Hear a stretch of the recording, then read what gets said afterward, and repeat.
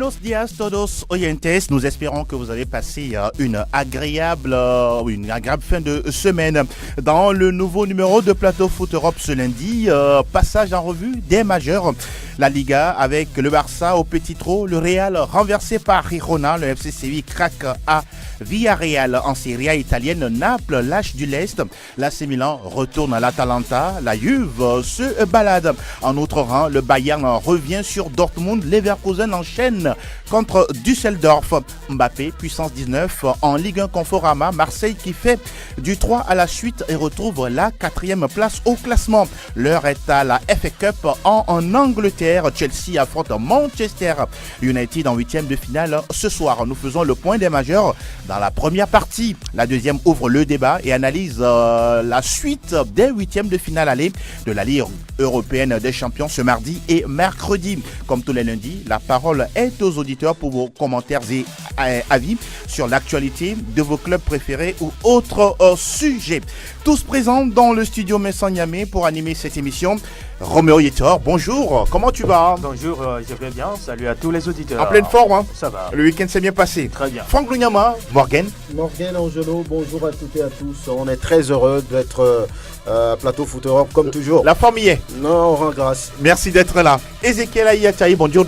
Bonjour Angelo, bonjour à tous. Comment tu vas? Ça va. Pufia Sobavi, bonjour et bienvenue. Oui, toutes les auditrices et auditeurs. Vous allez bien pour nous? Ça va. Merci beaucoup de nous rejoindre. Et puis nous saluons également Armel Waba. Good morning. Morning Mister. Angelo. Comment vous allez? Très très bien. Et la première ligue en pause pour l'instant? Oui, c'est en ça? pause. On va en reparler tout à l'heure.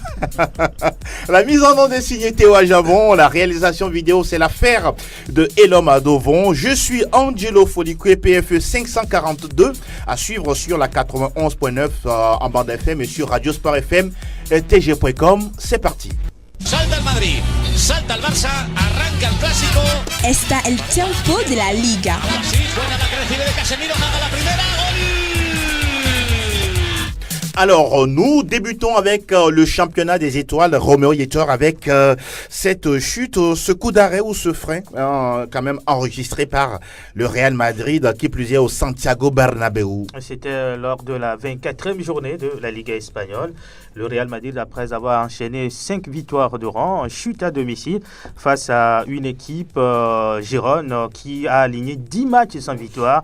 Et là, ce nouveau départ de Gérone, si on peut le dire ainsi, passe par le Real Madrid. 2-1 pour Gérone. Le Real Madrid a attendu pendant 25 minutes avant de trouver le chemin de filet par l'intermédiaire de Casimiro. 1-0 à la mi-temps et à la reprise. Donc, les visiteurs vont égaliser à la 65e minute. Et c'est grâce à leur meilleur buteur, Stuani. Et puis, Christian Porto, à la 75e, à 15 minutes de la fin de la rencontre, va marqué le deuxième but donc de Gérone. Cette équipe qui a joué très bas mais a été explosive sur les côtés et la défense du Real Madrid a constaté les dégâts. Franck Mouyama, on voit quand même le 300e match en Liga d'un certain Karim Benzema gâché par cette défaite. Oui, le Real était sur une bonne dynamique, tout le monde le disait, et puis patatras. Cette défaite contre, on va dire, l'une des équipes les plus faibles de la Liga. Et pourtant, le Real a gagné 4-1 à l'aller. Et également en Coupe du Roi. On ne peut pas s'expliquer cette déroute parce que le Real semble revenir dans la course, dans la dynamique d'une victoire. Et puis cette défaite, vraiment, c'est inexplicable pour moi parce que Gérone, on doit... Une défaite qui vous surprend? Oui, vraiment, moi ça me surprend par rapport... C'est vrai que sur le match précédent, le Real n'a pas été, on va dire, pimpant face à l'Ajax, mais on pouvait se dire quand même que le Real avait quand même le déçu par rapport à Riron. Maintenant, ils perdent 2-1 avec un carton rouge pour Ramos. Justement. Derrière, c'est difficile maintenant. Il faut que le groupe se réveille si on veut quand même jouer peut-être la deuxième place derrière le Barça. Sincèrement parlant, un mot là-dessus, cette défaite du Real Madrid, Armel Waba, Vinicius Junior a essayé, mais ça n'a pas marché cette fois-ci. Oui, l'homme de ce match était plutôt du côté de Girone. Oui. Un certain buteur Stuani. Bien sûr. Qui... On dirait qu'il a une dent contre le Real à chaque fois qu'il joue comme cette équipe. Donc, dans ce duel d'hommes de match, c'est plutôt lui qui a tiré son épingle. Donc, je pense quand même que le Real a laissé pas mal de force lors de son déplacement en Hollande. Oui. Ça peut s'expliquer aussi. Ça peut s'expliquer. Roméo, on va enchaîner avec les résultats de l'Atlético de Madrid et puis du Barça. Atlético, déjà samedi, épingle Rayo Vallecano. Atlético était en déplacement. But de Antoine Griezmann à la 114e minute. Le Barça aussi a fait de même face à Valladolid, 1-0, avec un penalty transformé par Léo Messi qui avait raté également un autre dans ce match. Alors Fifi, on va parler un peu de ce Barça-là, sincèrement, qui est, on peut dire, poussif. C'est compliqué ces derniers temps de voir un Barça flamboyant. Oui, c'est vraiment compliqué. C'est votre avis également? Oui, c'est compliqué. Même c'est depuis le début de la saison. Le Barça gagne, mais le Barça encaisse des buts. Le Barça gagne sur le fil. Oui, mais au finish, le Barça gagne. C'est l'essentiel? C'est l'essentiel, c'est garder cette première place-là jusqu'au bout. Même si ça doit être dans la douleur, il faut le faire. En même temps, ceux qui doivent déranger le Barça n'en profitent pas. C'est ça. Par exemple, l'Atlético, aussi bien le Real, c'est des résultats en dents de scie. Oui. Donc, ça profite au Barça. Maintenant, j'espère que le retour d'Umtiti, quoi qu'on dise, qui est l'un des hommes forts de la défense du Barça, même je dirais que ces derniers, avant de se blesser, il était pratiquement devenu un peu comme le patron de cette défense. Son retour à la compétition peut-être fera du bien à cette défense de Barcelone. On a également remarqué que le jeune Dembélé est de retour. Est-ce qu'on peut pousser un petit ouf de soulagement, histoire d'apporter quelque chose à l'attaque Blaugrana? Oui, on peut pousser un ouf de soulagement pour ce retour de Dembélé, surtout que Coutinho, c'est pas du tout ça, c'est pas la forme. Presque un mois depuis son arrivée, là je pense que le cas Coutinho, ça va de... C'est inquiétant? Oui, de mal en pis, puisque c'est vrai qu'il avait bien démarré avec le Barça. Lors des 4 premiers mois, c'était un joueur pimpant. Oui. Aujourd'hui, il a du mal à retrouver la forme qui était la sienne avec Liverpool, ce qui a même motivé le Barça à débourser 160 millions d'euros pour le faire venir. Aujourd'hui, c'est un joueur, je dirais même transparent. Lors de ses 11 derniers matchs, il n'a réussi qu'une seule passe décisive et rien de plus. Donc, je crois que c'est vraiment inquiétant. Donc, le retour de Dembélé ne pourra que faire du bien à cette équipe, même si du côté de la Catalogne, on crie à la patience pour ce joueur. La presse catalane ne le pardonne pas du tout. Puisque déjà on parle de crise, on se demande bien si c'est pas un casting raté, etc. Donc je crois que Dembélé fera beaucoup de bien au Barça. Les autres résultats de cette Ligue avec vous, Roméo? Hier, Betis Séville à Alaves se sont neutralisés un partout. Villarreal a corrigé le FC Séville, c'était la surprise, 3-0. Valence Espagnol, Barcelone, 0 but partout. Samedi, Real Sociedad, 3-0 pour Leganés. Les 21 en déplacement chez le Celta Vigo s'impose sans grande difficulté, 4-1. En ouverture vendredi entre Eibar et Getafe, 2 buts partout et Dieng Dacona m'a encore écopé d'un carton jaune. Bon, à l'heure où nous parlons, Getafe est 5e. Donc, Au niveau du classement, le Barça garde sa première place avec 54 points. Oui. Atlético Madrid chasse le Real de la 2e place, 47 points pour les Colchoneros, 45 pour le Real Madrid 3e, FC Séville 4e avec 37, 36 pour Getafe de Dieng Dacona, 5e, Alaves et 6e avec 36 points. Dans le bas du classement, Villarreal 18e, 23 également pour le Rayo Vallecano, 19e, ESK, la lanterne rouge avec 18 points. Les buteurs, Léo Messi, 22 buts en 24 matchs, 15 pour Luis Suarez, et puis Stuani de Girone est à 13 réalisations et 3e. Et pour faire plaisir à Armel Waba, votre ami Karl Toko Ekambi a marqué dans le match au Villarreal face à Séville 3-0. Oui, mais il a disparu des écrans. Des radars. Oui. Mais il est là, il réapparaît. Oui, je crois que Ange, qu'est-ce que je dis, son ancien club, Angers est beaucoup plus visible que Villarreal. Aujourd'hui, il ne se fait plus parler. Bon. Ben, sommes à Liga. Justement, c'est le championnat des étoiles, ne vous inquiétez pas. Le frein, et nous parlons de... Herzlich willkommen zum Bundesliga. Alles über Bundesliga. Nous nous intéressons au championnat d'Allemagne. Nous parlons sous votre contrôle, Franck Lunyama. Pour l'instant, le Borussia Dortmund joue ce soir, mais le Bayern a déjà mis la pression sur les Borussiens. Oui, le Bayern a gagné, même si c'était, on va dire, un rendez-vous difficile contre Wolfsburg. Ça n'a pas été facile. L'équipe a été menée 2 fois. Ils ont su revenir et grâce à un doublé de Kingsley Coman, qui d'ailleurs a été touché en fin de partie. Ouais. Mais après, le club a rassuré tout le monde que l'international français se porte bien. D'accord. Parce qu'il a été déjà opéré de cette cheville-là 2 fois. Donc, plus de peur que de mal pour l'international français. Il a même menacé de mettre fin à sa carrière si jamais il se blesse encore à cette cheville. Ça, c'est à l'africaine. Ah, oui.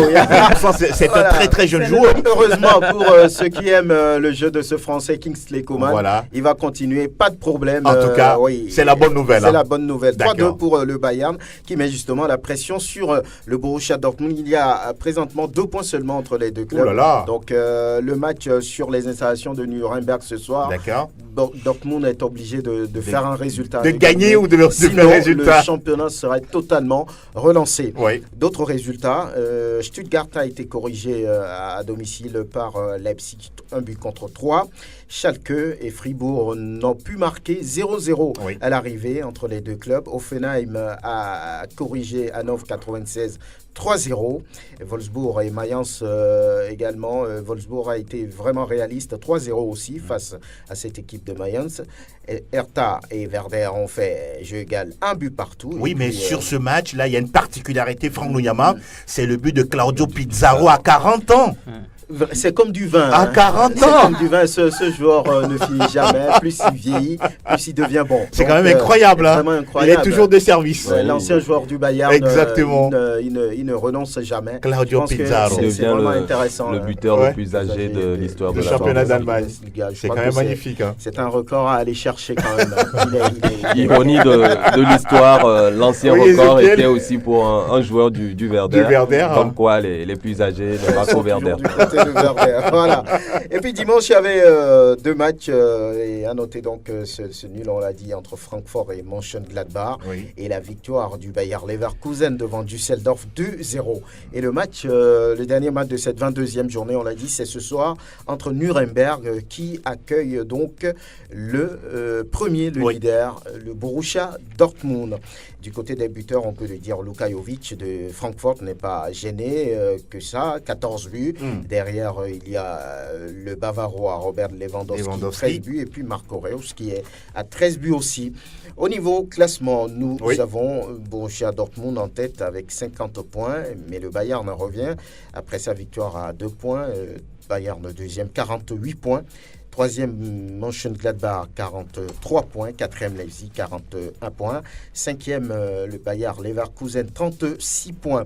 Au bas du tableau, 14e, Schalke, 23 points. 15e, Augsbourg, 18 points. 16e, Stuttgart, 15 points. À 9,96 de notre cher compatriote Ilas Bebou ne décolle pas, toujours dans la zone dangereuse, avec 14 points, 17e, 18e Nuremberg, 12 points. Voilà qui est dit en ce qui concerne la Bundes. Oui, Armel, vous voulez placer un mot? Lors du match Augsbourg-Bayern Munich, il y a une femme qui est une femme, Bibiana Stenhaus, justement, une femme arbitre en Bundesliga. C'était la première. Vous aimez ça? Oui, j'aime ça, mais les Iraniens ne l'aiment pas. Parce que le match n'a pas été passé en Iran. Voilà, aïe, aïe, aïe. Ça veut dire quoi? C'est pas possible de voir une femme en short. Il y a toujours cette discrimination. Conservateur. Oui, ce conservatisme qui ne dit pas son nom du côté de ce pays-là. Je n'imagine pas. Vous avez déjà suivi une fois le championnat libanais? Non, iranien. Iranien plutôt? Je ne crois pas. Est-ce que ça existe? On se demande qu'est-ce que les femmes ne peuvent pas faire aujourd'hui. Exactement, mais c'est pas bien. C'est pas bien. Les Émirats qui étaient vraiment contre ça, ont fini par lâcher du lest. Aujourd'hui, les femmes peuvent conduire, les femmes peuvent faire... Même porter du voile et jouer au football. Comme en Égypte. Comme en Égypte. Il ne faut pas priver les femmes. Il va falloir changer de mentalité, messieurs, parce que... Ils ont raté peut-être le train du développement. Je suis contente que ce soit les hommes. Fifi, parlez dans le micro, s'il vous plaît, parce que vous êtes la seule femme chez nous. Oui, je suis contente que ce soit les hommes qui le disent. Qui défendent votre cas. Quand c'est bien, on le dit. Quand c'est pas bien, on le dit aussi. Vous savez, on vous aime. C'est tout. Fifi, ça vous va maintenant? Ça me va. Merci beaucoup, Franck Lunyama. Et nous faisons le fouet, le cap. Nous mettons le cap sur autre chose.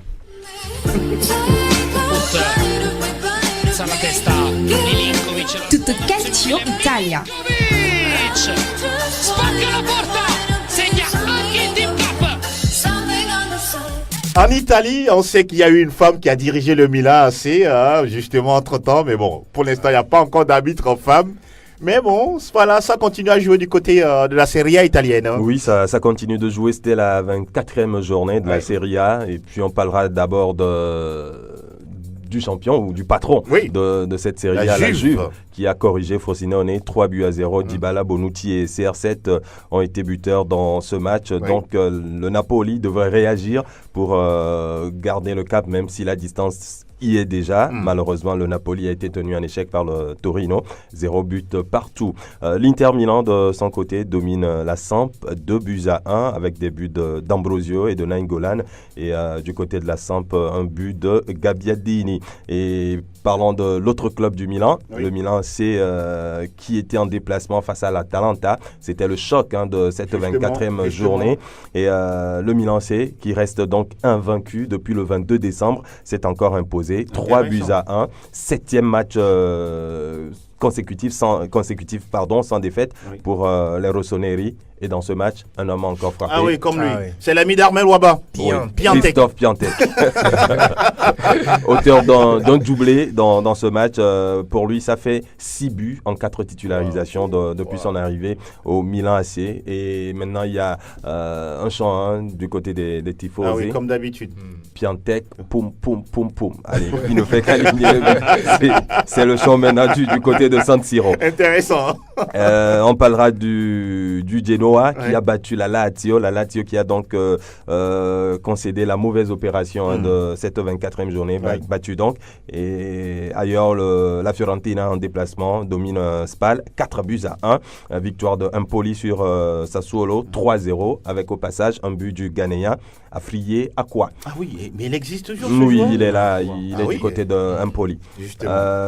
Victoire de Udinese sur le Chievo 1-0 et on parlera également de la victoire de Cagliari sur Parme 2-1 avec un doublé de Pavoletti. En clôture de cette 24e journée, ce lundi, la Roma accueille Bologne. Attention, espérons qu'on n'ait pas quand même un festival de buts, parce que voilà quoi, quand Zaniolo est en forme, ça marque beaucoup de buts du côté de la Roma. On verra du côté de Zaniolo. Justement. Alors au classement, la Juve reste en tête avec 66 points, suivi du Napoli 53. Le Napoli qui perd donc du terrain 13 points de retard sur la Juve. On l'avait déjà dit, c'est plié. La Juve sera encore une fois championne. Et troisième sur le podium, l'Inter Milan, 46 unités. Mais derrière, il y a le Milan qui n'est qu'à 4 points. Le Milan 4e donc, et, pour la dernière place qualificative pour la Ligue européenne des champions. Et juste en bas, on a 5e l'Atalanta Bergame, 38 points. 38 points également pour la Roma qui a donc un match en moins. Donc en cas de victoire, la Roma passerait devant l'Atalanta. Et puis 7e, la Lazio, 38 points aussi. Et la Fiorentina qui a 35 points, classé 8e. Et en bas de classement, premier non relégable, Empoli, 21 points. Et dans la zone rouge, 18e Bologne, 18 points. 16 points pour Frosinone, 19e. Et puis 20e et bon dernier, le Chievo, 9 unités. Au classement des buteurs, Cristiano Ronaldo reste en tête avec 19 buts. Mais Piatek qui revient donc à 2 longueurs, 17 buts pour Piatek. Et derrière, on a Zapata de l'Atalanta, 16 buts et 16 également pour Quagliarella. Alors, le cas Christophe Piatek nous intéresse, cher spécialiste. Est-ce que c'est le successeur désigné d'un certain Robert Lewandowski en sélection polonaise? Parole. Oui, pourquoi pas. On sait que c'est un jeune qui a le sens du but, qui est vraiment, on va dire, placé là où il faut se placer pour marquer les buts. Lorsque vous voyez un peu ce qui se passe au Milan depuis des années, on n'a plus des attaquants aussi, on va dire, créatifs, aussi efficaces. Aussi tueurs. Donc, je pense depuis Shevchenko, justement. Et les pipeaux, ils en disent. Je crois que Christophe Piatek, c'est un un tueur, on peut le dire aujourd'hui. Lewandowski, même s'il reste la star de la sélection polonaise, il est menacé, parce que là, le jeune fait du beau boulot. Il fait du bien. Franck Ndouyama, les chiffres qui le confirment, en 24 matchs, déjà, il a inscrit 17 buts. C'est énorme. Oui, c'est énorme. Armel? Oui, c'est énorme, surtout pour un pays comme la Pologne. Ce n'est pas le Brésil où à chaque génération, il y a un grand joueur. Voilà. Moi, je pense que ça va faire énormement du bien, parce que la génération Lewandowski, quoi que l'on dise, elle est désormais vieillissante. Accompagné de Blažíkovský et les autres. De Piszczek, de Dortmund. Voilà, ça fait du bien d'avoir tout de suite de la relève. Et puis, je l'ai vu jouer plusieurs fois. Ce n'est pas seulement un fixateur. C'est-à-dire... Il a d'autres qualités. Bien sûr. Il est du genre porteur du ballon. Il va participer au jeu. Un peu comme Samuel Eto'o. Donc voilà. D'accord. À la fois, s'il est comme ça... C'est bien. Peut-être qu'on assiste au grand retour du Milan. C'est Fifi. Votre avis? En même temps, il est bon en club. Maintenant, il faut le voir en équipe nationale pour pouvoir dire réellement ce qu'il est le successeur de Lewandowski. Parce qu'on peut être très bon en club mais ne pas avoir le même rendement en équipe nationale. Maintenant, pour nous épater, il faut qu'il soit aussi bon en équipe nationale. J'espère qu'il nous entend. Ça dépend aussi du niveau de la sélection forcément. Mais du côté de la Pologne, je crois qu'il pourra s'exprimer. Il aura les joueurs pour? Pourquoi pas? Il y a des joueurs de qualité du côté de la Pologne. Et il faut noter également que c'est sa toute première saison en Italie. Exactement. Et on va suivre, qui sait, le retour en grâce du grand Milan AC d'un certain Silvio Berlusconi. Le frère, et nous parlons justement d'un autre majeur.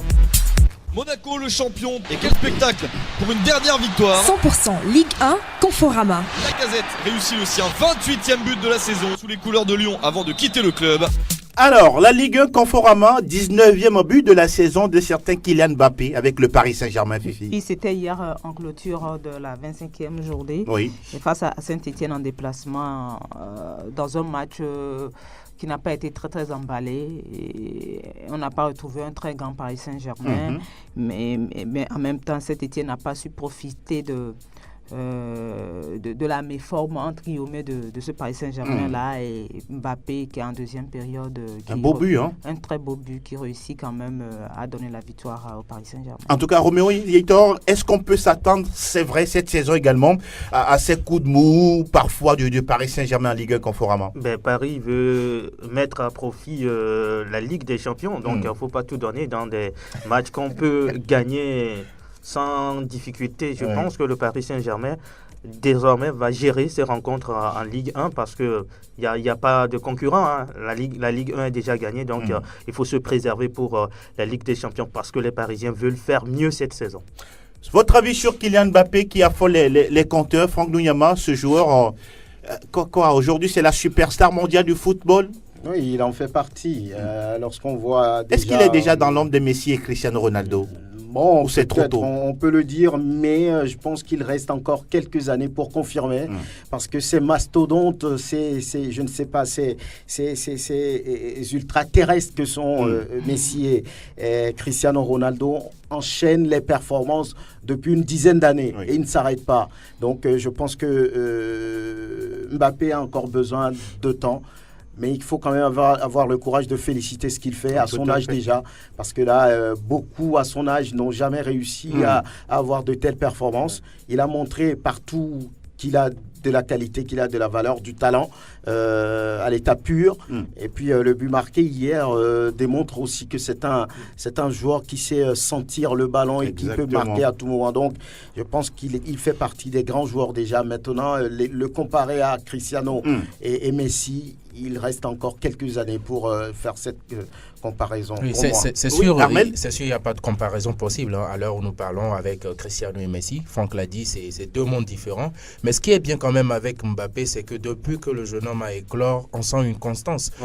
Depuis Monaco à Paris, il a confirmé la Coupe du Monde, il a été présent. Et puis quand même, c'est la saison qui suit la Coupe du Monde où beaucoup peuvent comme ça disparaître. Mais comme Adil Rami. Mais lui, il est là, il enchaîne encore. Et surtout, Aujourd'hui, quoi que l'on dise, moi je pense que c'est Mbappé la star du PSG. Ce n'est pas Neymar. Parce que quand Neymar n'est pas là, on voit clairement que Mbappé est là pour le remplacer. Tout à fait. Déjà à Manchester United. Et puis quand en championnat, c'est encore lui qui arrive à sauver le Paris Saint-Germain. J'ai comme l'impression qu'il est en train de ravir la vedette aux Brésiliens tout simplement. En tout cas, rapidement, 30 secondes avant de passer à autre chose. Oui, mais pour Neymar, je pense que ça fait 19 buts en 18 matchs. Kylian Mbappé. Pour Kylian Mbappé. Neymar est en repos. Oui, il vient de parler de Neymar. Kylian Mbappé, ça fait 19 buts en 18 matchs de Ligue 1. Oui. Il est le premier joueur français à réaliser cela sur disons, les 45 dernières 30 secondes pour Roméo. C'est vrai qu'on ne peut pas comparer tout à l'heure Kylian Mbappé à Cristiano Ronaldo ou encore à Messi. Mais ce jeune-là a quelque chose de plus que ces deux monstres du football. Oui, c'est quoi? Il y a la rapidité et l'efficacité, la précision. D'accord. Les deux là. En tout cas, Kylian Mbappé a cet avantage sur les deux, Cristiano Ronaldo et Messi. La rapidité, la précision, surtout. D'accord. En tout cas, Jean-Louis Gasset l'a dit. Vous n'avez plus les 30 secondes. C'est déjà épuisé. Le meilleur joueur du monde. Oui, en même temps, pour finir, hier par exemple, on a vu le jeune Diaby qui a été titularisé par Edes aussi. C'était la première fois. C'était une équipe un peu remaniée du Paris Saint-Germain pour un peu collaborer. Ça donne de l'espoir. Oui, Paredes et les autres, ça donne de l'espoir pour l'équipe. Oui, Paredes. Tourelle continue les expérimentations. Justement. D'accord. Alors, autre match, on parle de Marseille qui enchaîne, ça fait 3 matchs, 3 victoires. 3 victoires, et puis le 3e but de Balotelli. Intéressant. Mais vous voyez, voilà quoi, il est en forme Balotelli. Oh non, je ne vous demande pas votre avis. Thauvin et Balotelli ont fait le job, il a même marqué. C'est le duo gagnant désormais? On verra bien après. Ça fait seulement 4 matchs de Balotelli et je crois 3 matchs avec Thauvin. Thauvin était même blessé. Il était suspendu. Suspendu, oui. Donc ça fait peut-être 2 matchs. 2 matchs, on les voit ensemble. Mais quand même. C'est un très très bon joueur. De toute façon, c'est un champion du monde. Aime ça. Oui, et puis Thauvin, c'était en tout cas l'homme fort de Marseille depuis le début de la saison. Surtout même la saison dernière. La saison dernière aussi. Payet est en train de disparaître. Voilà. On va parler de Reims qui a gagné 2-0 face à Rennes. Reims qui gagne 2-0 face à Rennes. C'est une équipe qui essaie de déranger beaucoup, mais qui gagne des points je crois que c'est dans le ventre du classement, mais qui essaie quand même de se faire respecter, surtout à domicile. Avec un compatriote romain en capitaine. Exemplaire, à tous les niveaux. Qui fait du bien également à cette équipe. Et l'objectif, il est déjà atteint. C'est clair, pour le maintien, n'est-ce pas? Tout à fait, pour les Rémois. Autre match, il y a Nîmes qui a dominé Dijon 2-0. Lyon qui a gagné face à Guingamp, une victoire difficile également de Lyon, 2-1, Terrier, Fekir, et puis Boa, je crois le Camerounais, a marqué pour Guingamp. Marseille, on vient de le dire, Angers a dominé Nice 3-0. Nice aussi, des fois, de bons matchs, des fois et puis quand c'est des défaites, c'est 3-0, 4-0. Mais en même temps, je crois la journée précédente, c'est Lille qui dominait Lyon. Justement. Voilà. Et Monaco, victoire de Monaco à domicile. 1-0. Et qui sort de la zone rouge. Qui sort de la zone rouge, qui se retrouve à la 14e place. Intéressant. Monaco 1-0 face à Nantes. Et puis Bordeaux qui domine Toulouse 2-1. Caen, Strasbourg 0-0. Lille qui perd des points à domicile face à Montpellier. 0 but partout. Et puis, je crois que nous en avons déjà parlé. Saint-Etienne 0-1 pour le Paris Saint-Germain. Un coup de classement rapidement. Au classement, le Paris Saint-Germain premier avec 62 points, 2 matchs en moins. Le Paris Saint-Germain va jouer mercredi Montpellier à domicile. D'accord. Deuxième, Lille, 50 points. Troisième, Lyon, 46 points. Quatrième, Marseille qui vient maintenant à la 4e place, 40 points. Saint-Etienne, 5e, également avec 40 points. En bas de classement, on retrouve Dijon, 20 points. Dijon, 18e, 20 points. Et Caen, 19e. 19 points et puis Guingamp bon dernier avec 14 points. Au classement des buteurs. Pour Guingamp, c'est déjà fait, hein, la Ligue 2. Pratiquement. Aïe. Allez-y au classement des meilleurs buteurs. Kylian Mbappé est à la première place avec 19 buts, suivi d'Edison Cavani, blessé actuellement, 17 buts. Le troisième, c'est l'Ivoirien Nicolas Pepe. C'est une fierté africaine également, 16 buts. Quatrième, Neymar Junior, 13 buts. Et puis cinquième, Florian Thauvin, 12 buts. En tout cas, Marseille qui pointe son bout de nez, parce qu'on parle de Marseille qui est quatrième. Actuellement, bon, voilà, on va essayer pourquoi pas d'accrocher la Ligue Europa. Mais tout ça reste hypothétique. politique, parce que la saison, elle est encore longue pour les Phocéens. On va remonter le générique PFA. Nous parlons rapidement des rencontre de FA Cup. 8e de finale de FA Cup avec quelques équipes qui se sont qualifiées pour les quarts de finale. Oui, dans l'ensemble, la logique, elle a été respectée. Oui.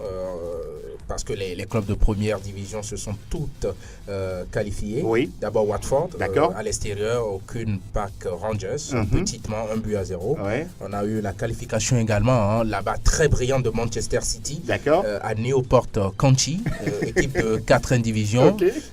Il faut dire que Pep a quand même aligné des titulaires, Ederson, Fernandinho, Leroy Sané.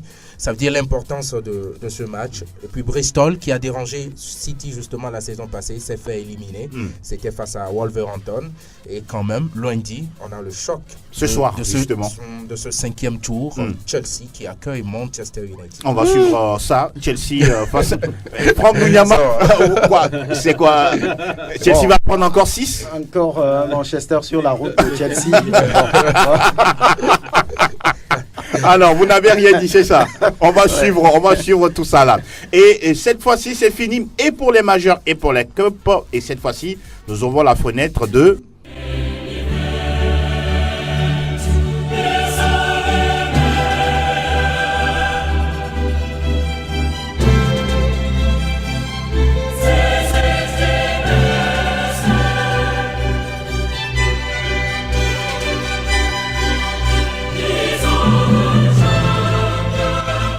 Grosse actualité de la Ligue européenne des champions à partir de ce mardi, dès demain déjà. L'Olympique lyonnais qui accueille au Groupama Stadium le Barça. Franck Munyama, votre avis sur cette affiche? C'est déséquilibré sur le papier. On sait que lorsqu'on fait cette comparaison entre le Football Club Barcelone et l'Olympique lyonnais, il n'y a rien à dire. Il n'y a pas photo au niveau performance, au niveau, on va dire, palmarès des deux clubs. La différence, elle est là. Maintenant, un match de football reste un match de football. Qui aurait cru que Lyon irait battre Manchester City à domicile. Donc je pense que c'est sur côté performance, lorsqu'il y a ces grands matchs, les petits joueurs entre griffes se sentent transcendés, se donnent une certaine motivation qui parfois dérange les grands. Donc je pense que là, il faut peut-être attendre Lyon, surtout que cette équipe reçoit à domicile. Donc, sinon, sur le papier, c'est une rencontre déséquilibrée, mais ça reste un match de football. Fifi? Oui, c'est comme l'a dit Franck tout à l'heure, c'est déséquilibré. Moi, je ne vois pas le Lyon déranger le Barcelone en aller-retour. Peut-être à domicile, 27 fait quelque chose. Et c'est vrai, Lyon avait battu Manchester City, mais là, c'était en phase de poule. Là, nous sommes en confrontation, en élimination directe. Et je ne vois pas Barcelone se laisser dépasser par cette équipe de Lyon qui est vraiment une équipe inconstante. C'est vrai que face au gros Lyon se déploie, mais en même temps, on reconnaît quand même l'inconstance de cette équipe de Lyon. Alors, pour ce match, au niveau de la France, c'est un énorme événement. Près de 450 journalistes accrédités pour ce match-là. Beaucoup de milliers pour les tickets et puis des stars, des personnalités attendues dans ce match-là. Est-ce que tout ça nécessite vraiment quand même la présence de... Voilà quoi, pour ce match, vous pensez ? Oui, c'est quand même un monstre européen qui se présente en France, devant Lyon. Donc, je crois que c'est normal. On a envie. Il y a Lionel Messi qui est là. On sait ce que suscite ce que suscite ce joueur, j'allais dire. Donc, oui, le Barça reste le Barça. Maintenant, l'adversaire en face, l'Olympique lyonnais. Oui, Lyon, c'est le tout petit entre guillemets. Si le FC Barcelone bat l'Olympique lyonnais, on ne crierait pas au scandale. Maintenant, on sait que pour battre ce FC Barcelone, Lyon a peut-être besoin de toutes ses forces vives. Malheureusement, Fekir avait pris un carton face au Shakhtar Donetsk et ne sera pas là. Dombélé qui est incertain, Denayer également touché aux adducteurs.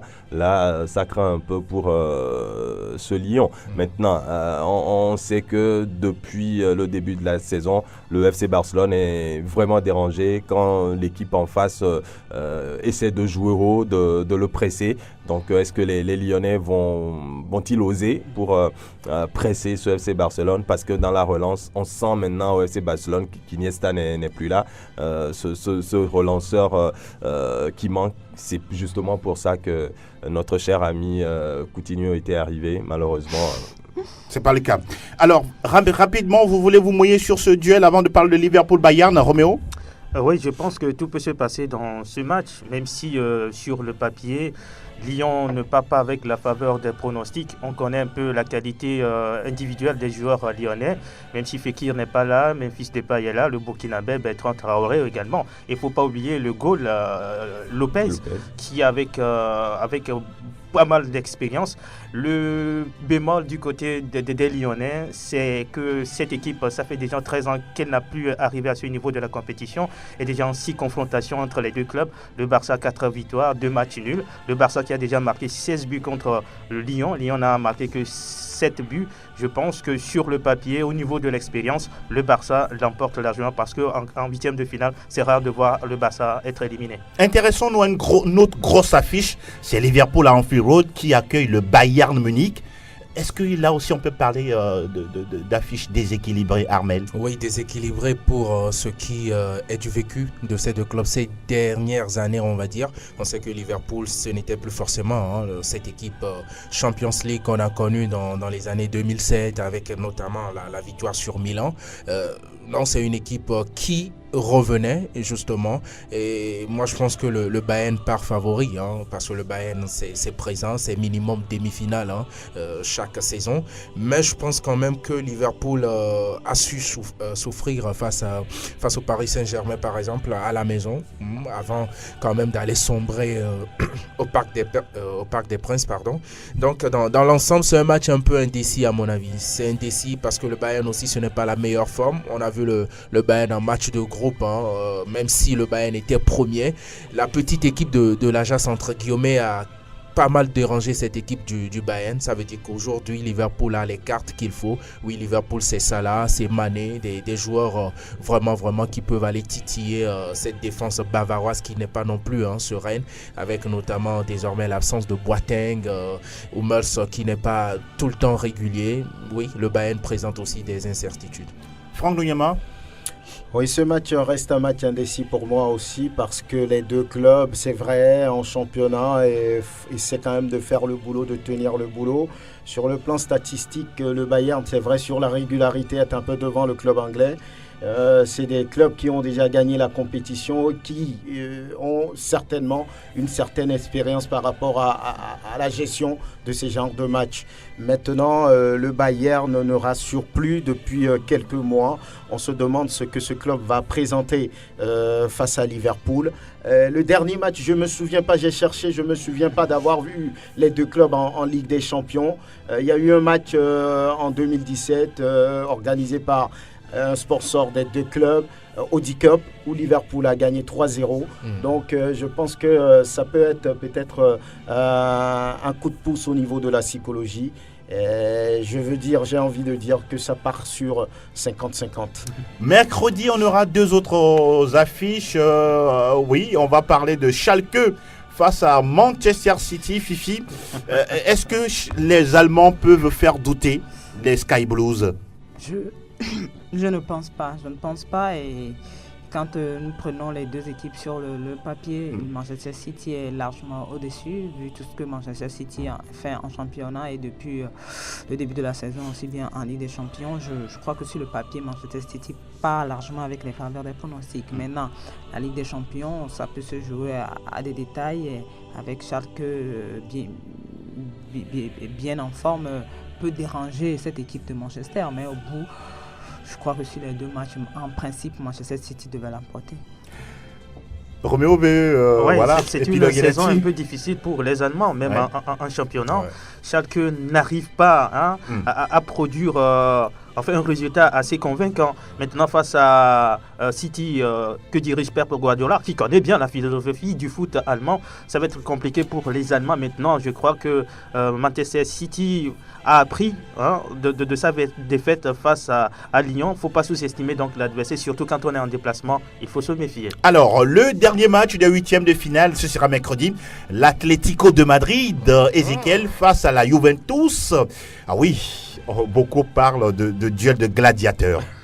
Oui, c'est un match entre deux prétendants au sacre final. Donc, je pense que ça va être un gros match. Oui, il faut peut-être garder toutes ses chances pour la manche retour. C'est là où se pose la grosse question. Alors, est-ce qu'on va se lâcher dans ce premier match où ça va être très tactique, surtout que c'est la Juve qui reçoit au match retour.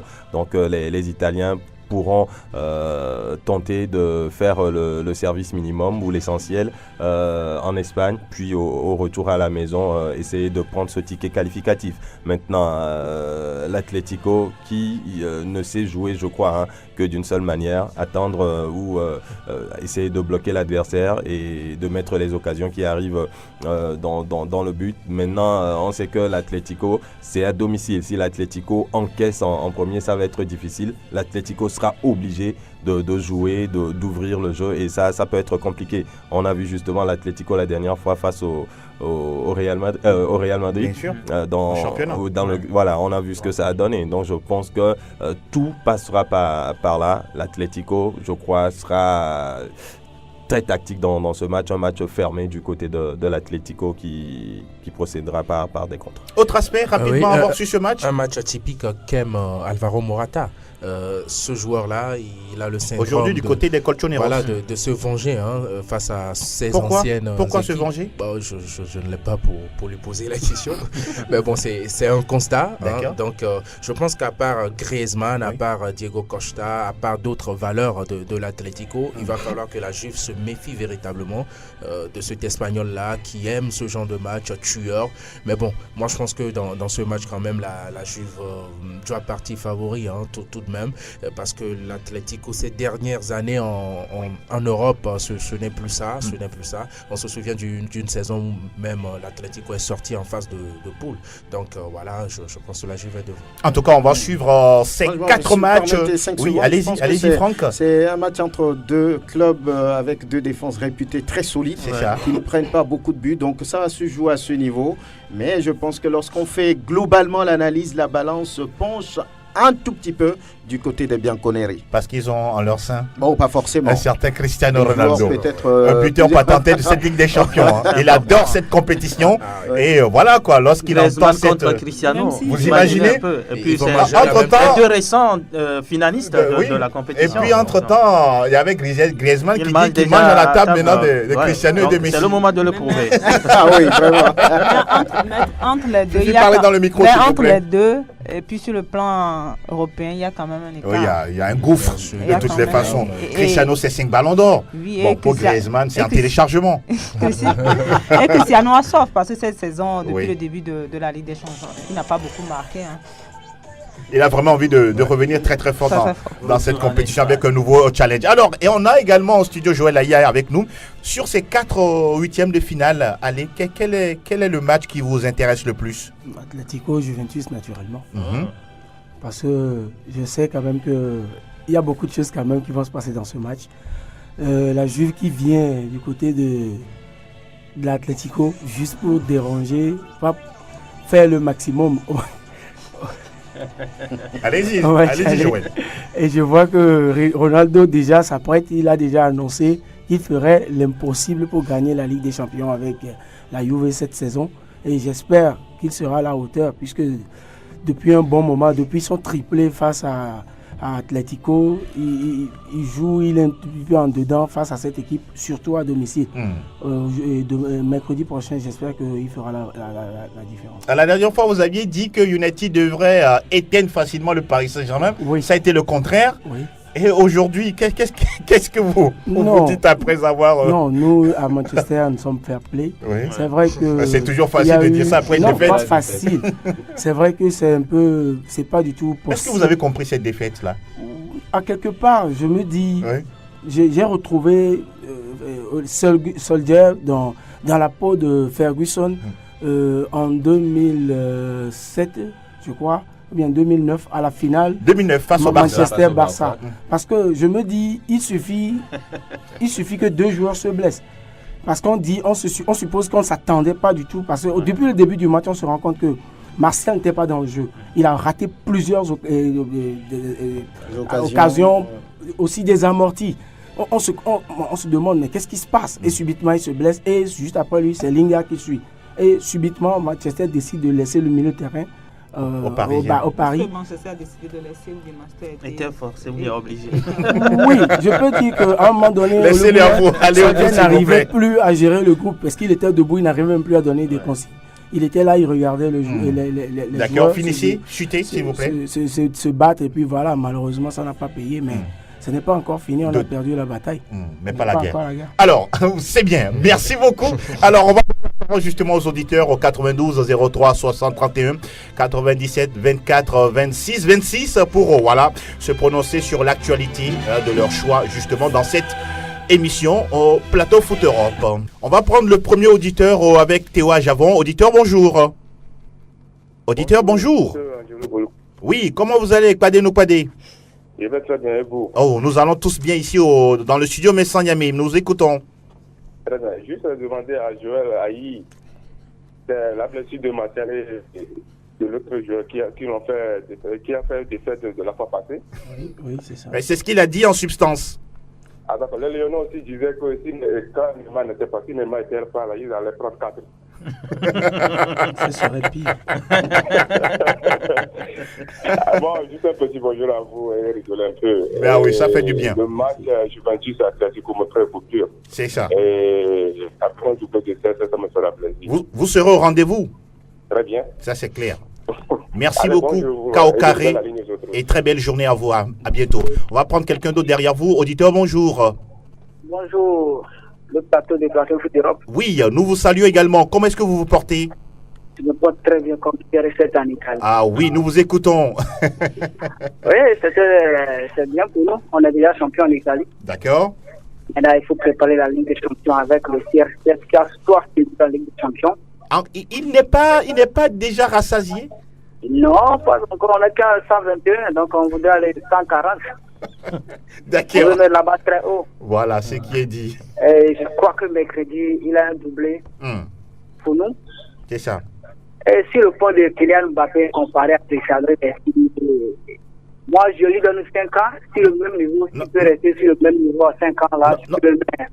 Ok, c'est pas une comparaison, mais il a une marge de progression vers ces joueurs, n'est-ce pas? Oui, il a une marge de progression vers ces 2 monstres du football. D'accord.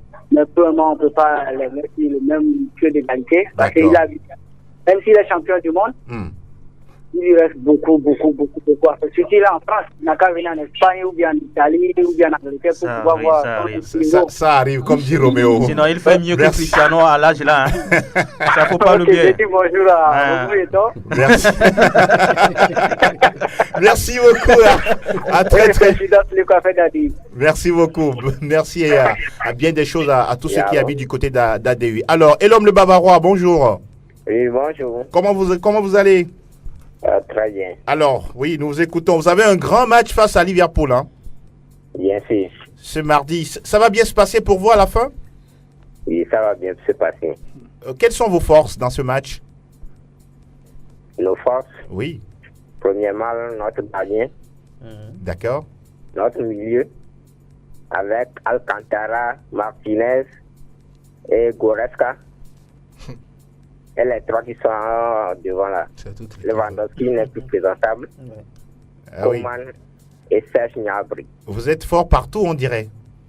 Notre problème, c'est juste la défense qui flotte un peu.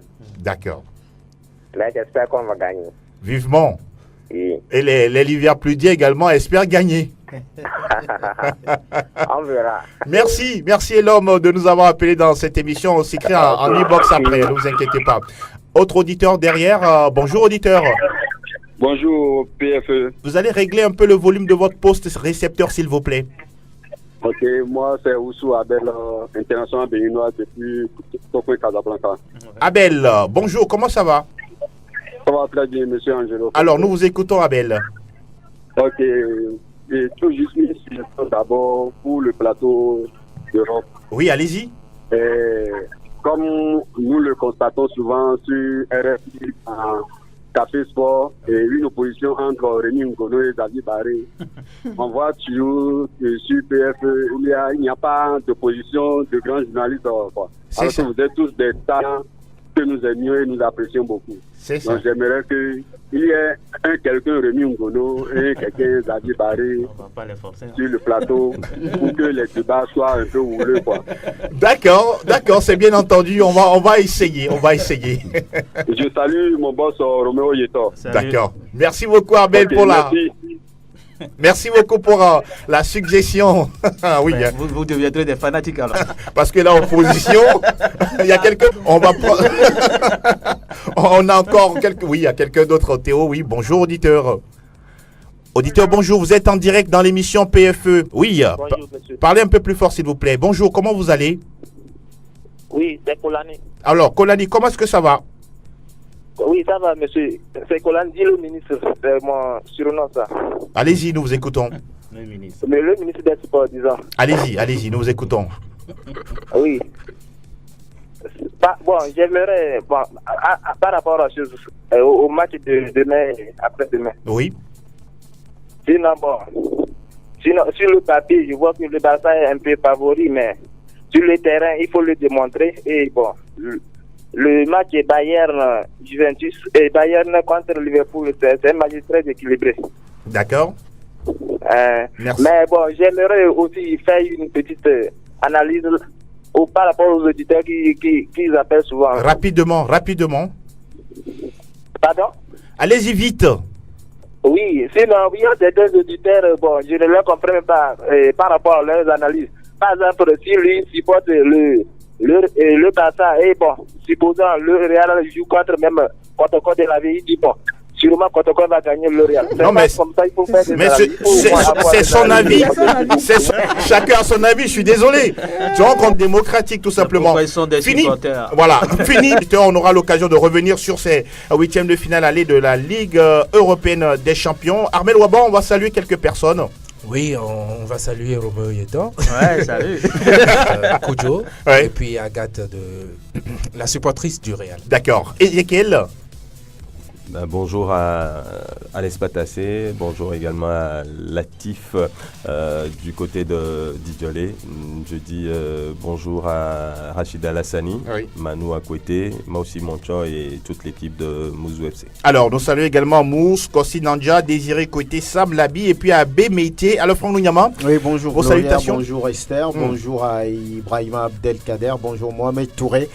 Bonjour à tous ceux qui sont des ondes conditionnelles à cette émission. Excellente semaine. Fifi, vos salutations de la semaine. Je salue tout simplement tous ceux qui ont l'habitude de nous écouter. D'accord, c'est simple et précis. Alors, avec vous, Joël. Oui, bonjour à tous les auditeurs et un peu tout particulier à mon ancien coach.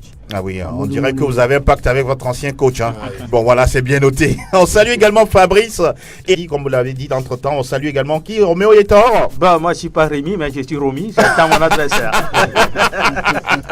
Merci beaucoup à toutes et à tous. Merci Fifi, Armel Ouaba, Franck Nouniama, Ezekiel Ayataï.